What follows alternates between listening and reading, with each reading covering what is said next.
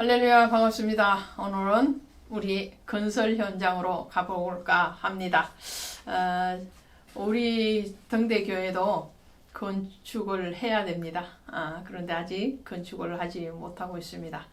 조립식 건축물로 지금 사용하고 있는데 횟수가 건축한 지 30년 가까이 되기 때문에 새로 건축을 하고 싶은 마음이 정말 꿀떡 같은데 찰떡같이 아직 잘 되지 않고 있습니다.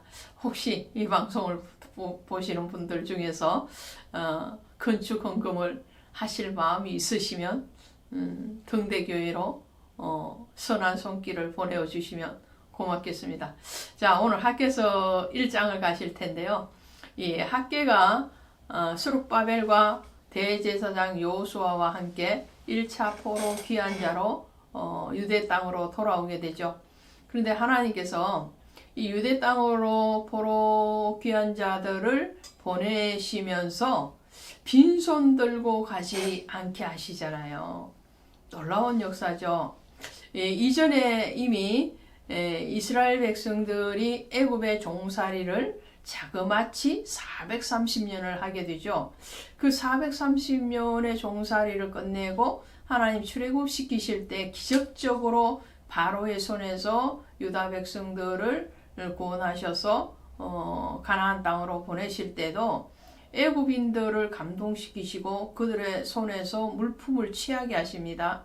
그리고 그것을 들고 나와서 광야를 지나오는 동안에 하나님이 성막 제도를 주시고 성막을 짓게 하시죠. 그 성막을 지을 수 있는 원자재가 하나님이 애굽에서 취하게 하신, 그러니까 430년 동안 종살이 한 것을 그냥 보내지 않게 하시고 그 품삯 대가를 하나님이 직접 취하게 하셔서 이스라엘 백성들이 들고 나와서 그것으로 성막을 지었거든요. 그런 것과 같이 바벨론 포로 70년에서 돌아올 때도 하나님께서 고레스를 감동시키십니다. 그리고 그에게 은혜를 있게 하셔서 성전 건축에 필요한 모든 물자와 사람을 보내서 성전 건축을 하게 하죠. 나중에 3차 포로 귀환 자로 돌아온 느헤미야에게도 하나님 은혜를 입히셔서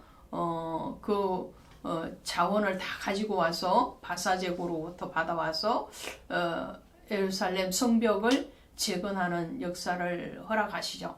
하나님은 세상에서 우리가 종살이와 같은 그런 삶을 산다 할지라도 하나님의 나라에서 반드시 세워야 되는 그 성전, 거룩한 성전에 대해서 하나님은 그 모든 물품과 자원을 준비하시고 때를 따라서 그것을 허락하셔서 성전을 짓게 하십니다.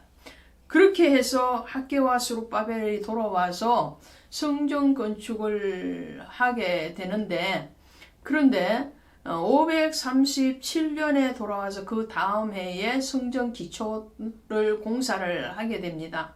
물론 하나님 주신 그 물품을 가지고 하게 되죠. 그런데 그것이 정말 물 흐르듯이 쭉 잘 진행되어지는 것이 아니고 가다가 막혀버립니다. 사마리아인들이 이 성전 공사에 참여하기를 원하지만 그들을 거절하죠. 유대인들이. 왜 그랬습니까? 사마리아인들은 북쪽에 속한 지방이죠. 그래서 그 사마리아에서 이 아수르가 침략해 들어오면서 아수르 나라의 백성들을 이주시켜서 사마리아에 정착해서 살게 합니다. 그래서 사마리아 성이 아합의 아버지인 오므리 때 사마리아 성이라고 이름이 일컬어지는 그 성인데, 거기에서 아수르인과 그리고 북이스라엘 사람들이 살면서 혼혈의 문화 그리고 종교 또 혈통까지도 혼혈적인 그런 혈통이 일어나게 되죠. 그래서 신약에 가시면 사마리아 여인과 예수님의 우물가의 대화에서도 나오는 것처럼 이 유대인들은 사마리아인들, 특별히 여자들에 대해서 굉장히 가까이 하지 못하는 좀 굉장히 이게 자기중심적인 생각을 가지고 그들을 봤어요. 그러니까 불경한 여자들, 이방의 남자들과 어떤 관계를 하고 그리고 혼탁한 성문화 또 뿐만 아니라 야훼 신앙이 순수한 신앙이 변절이 됐다 그렇게 생각을 하기 때문에 사마리아인들에 대해서 유대 정통 유대인들이 불경하게 생각을 하니까 같이 연합이 안 되어지는 거죠. 그런 상황에서 하나님의 거룩한 성 예루살렘 성을 건축하는데 사마리아인들이 와서 같이 성전을 건축하겠다 그러는데 이 유대인들의 입장에서는 아니다라는 거죠. 너희들과 같이 거룩한 하나님의 성전, 거룩하지 않는 너희와 거룩한 하나님의 성전을 같이 건립할 수가 없다. 이렇게 나오는 거죠. 그러므로 인해서 이 사마리아인들이 협력자가 아니라 오히려 방해자로 이들을 괴롭히게 되죠. 그로 인해서 이 성전 건축이 1차적으로 중단이 됩니다. 거기다가 이 바사의 제국의 왕들과 그 권력자들이 또 오호예를 가지고 이 성전 건축에 대해서 비협조적으로 나오게 되고 그런 여러 이 외부적인 상황에 의해서 이 성전 건축이 중단되고 16년이 흐른 시점인 거예요. 16년 동안 이 기초공사만 해놓고 버렸어요. 그리고는 이들이 어디로 가느냐면은 다 자기 집으로 가는 거죠. 왜냐? 이 성전, 예루살렘 성전만 파괴되어지고 무너져 있는 상황이 아니고요. 70년 동안 버려진 자기들의 농토와 삶의 터전들도 황무지가 되어 있기는 마찬가지거든요. 이 사람들 마음속에 그런 게 오는 거예요. 하나님의 성전을 먼저 세워야지.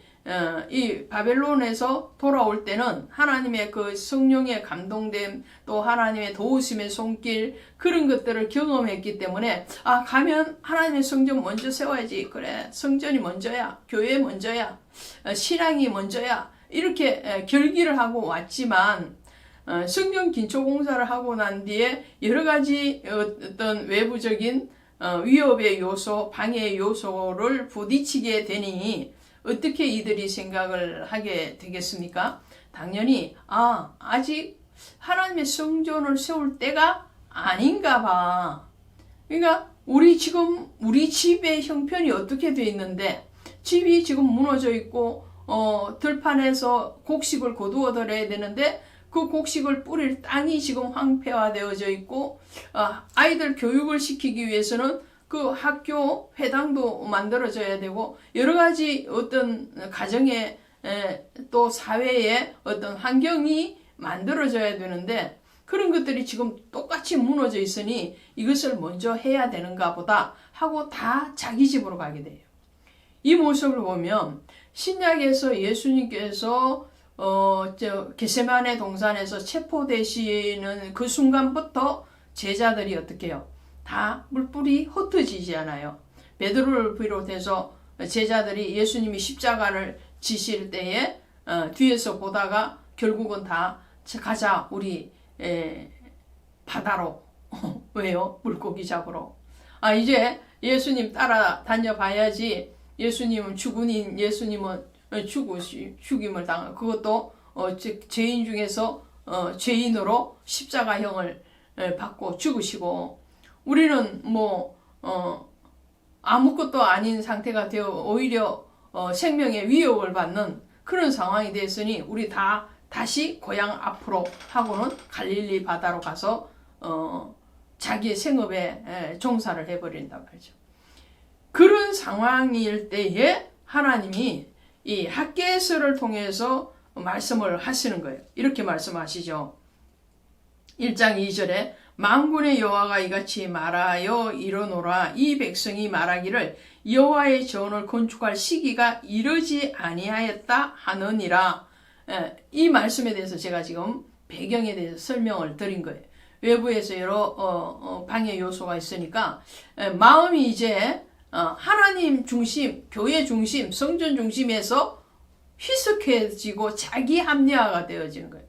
마치 요나가 하나님으로부터 명령을 받을 때는 니느웨에 가서 복음을 전하라 이렇게 명령을 받게 되는데 부두에 딱 나가보니까 배 타러 나가보니까 니느웨로 가는 배가 먼저 도착한 게 아니고 자기 눈앞에 먼저 들어온 배는 다시스로 가는 배였단 말이에요. 마침 다시스로 가는 배.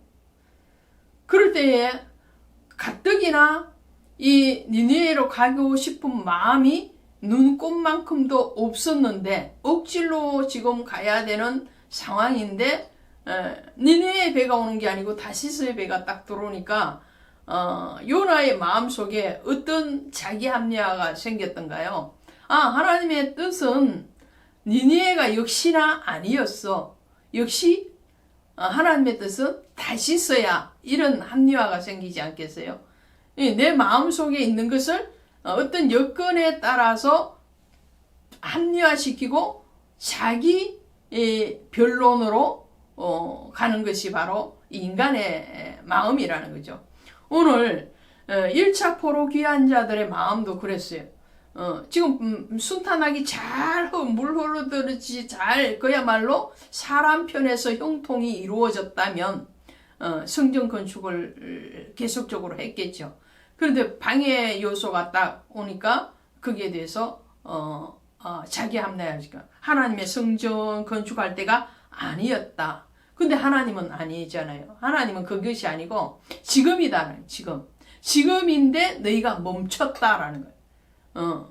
하나님의 이 겨울의 추위에 너의 신앙을 달아보시는 그 시기가 있는데 그게 덜컥 넘어져 버리는 그런 형상이 되는 거죠. 그래서 주님이 이렇게 말씀하신 거 3절에 보면 여호와의 말씀이 선지자 학개에게 임하여 이르시되 이 성전이 황폐하였거늘 너희가 이때에 판벽한 집에 거주하는 것이 옳으냐. 하나님 질문하시는 거예요. 문책성 질문을 하시는 거예요. 어떻게 해요?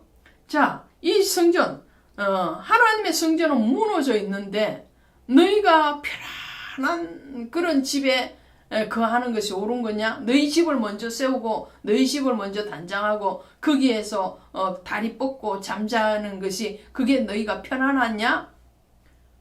내면의 성전이 황폐화되어져 있는데 이 육신이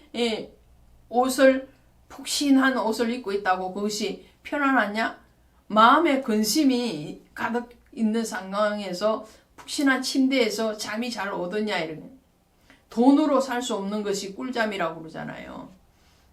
그런 것 같이.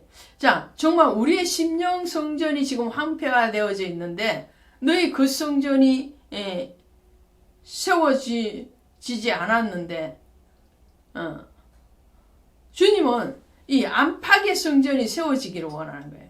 그 성전을 통해서 속성전을 얘기하는 거고 내면의 성전을 통해서 바깥의 성전이 드러나게 하시는 거죠. 자, 그런데 오늘 이 유다 백성들은 그 하나님의 음성에 대해서 또 한 번 더 변명을 하게 됩니다. 무슨 변명을 하느냐 하면요.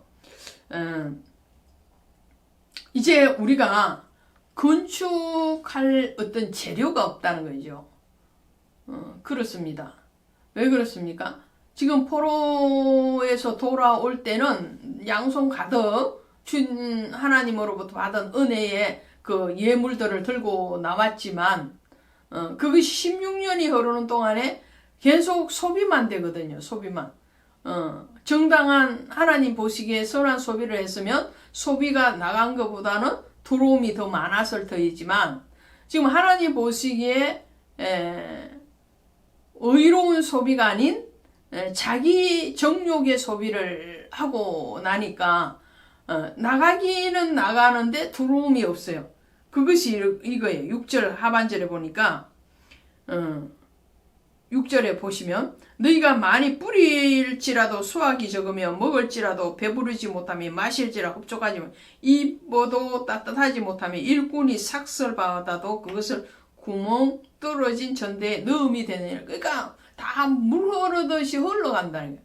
자, 하나님 앞에 마땅히 구별해야 되는 시간, 마땅히 구별해야 되는 물질, 마땅히 구별해야 되는 마음, 그 구별됨이 없는 신앙인의 삶을 한번 보십시오, 여러분. 왜 자꾸 지출이 자꾸 늘어나고 왜 자꾸 마이너스가 되느냐? 자세히 보시면 주님 앞에 뭔가 구별되어져야 되는 것들이 구별되어지지 않을 때 그렇습니다.